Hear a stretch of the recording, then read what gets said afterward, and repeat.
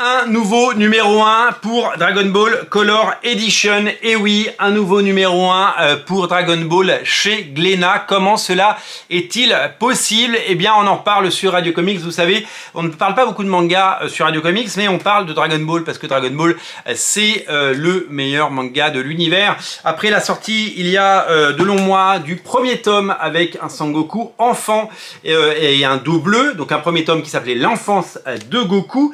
Eh bien, la série s'y poursuit jusqu'au numéro 8, sorti il y a quelques semaines. Un numéro 8 avec toujours ce dos bleu et toujours ce numéro 8. Mais quelle ne fut pas ma surprise de voir arriver après le 8, donc à la suite de cela, on n'a pas le 9, on a un nouveau numéro 1. On a un nouveau numéro 1 avec un Sangoku qui a un petit peu grandi. Regardez là, il fait un peu bébé. Et là, il a un peu grandi quand même. Et donc, nous avons droit, après le 8, non pas à un numéro 9, mais à un numéro 1.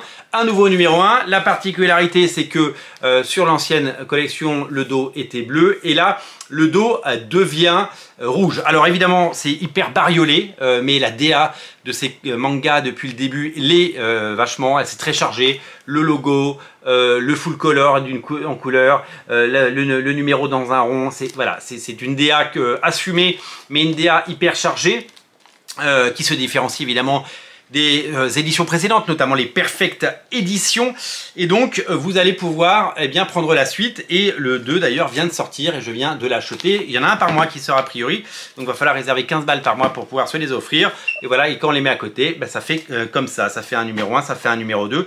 Et ça va continuer comme ça. Alors, on a souvent loué le fait que les mangas, c'était facile à lire et facile à appréhender, parce que si vous avez envie de découvrir Dragon Ball, Naruto, One Piece, l'attaque des Titans, eh bien vous prenez le tome 1 et vous avez le début de l'histoire. Dans les comics, c'est un peu plus compliqué parce que les comics, c'est 90 ans d'histoire, avec des relaunchs, des reboots, avec des crises, avec des crossovers, avec des events et avec des morts de personnages, avec des équipes de créateurs et avec des façons de raconter les comics différentes à chaque fois. Donc en gros, des tomes 1 des X-Men et des tomes 1 de Spider-Man, il y en a une palanquée. On s'y perd et souvent les gens disaient moi je préfère le manga parce que on c'est clair, le tome 1 c'est le tome 1, le tome 18 c'est le tome 18. Et il se trouve que chez Dragon Ball et chez Glénat, suivant le modèle évidemment qui est au Japon et en Italie, puisque j'ai vu l'année dernière lors d'un voyage en Italie que c'était déjà le cas, que chaque époque de Dragon Ball était marqué par un code couleur différent et donc une numérotation différente.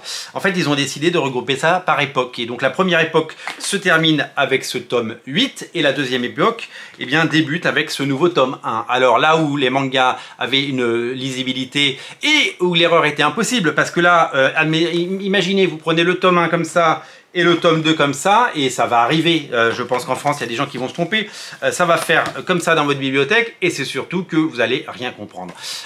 Pendant longtemps les mangas ont eu ce discours très clair de un tome 1, un tome 2, un tome 3 et un tome 42.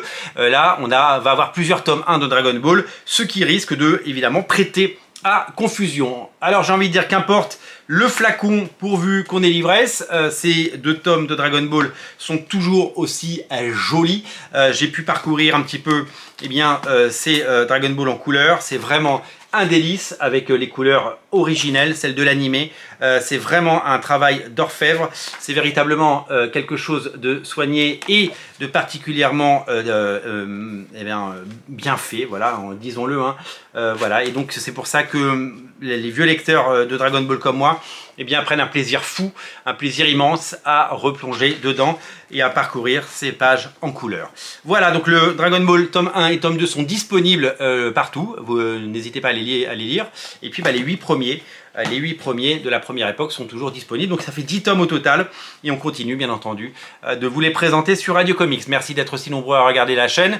N'oubliez pas de vous abonner et on se retrouve très très vite pour une nouvelle émission. Salut, bye bye!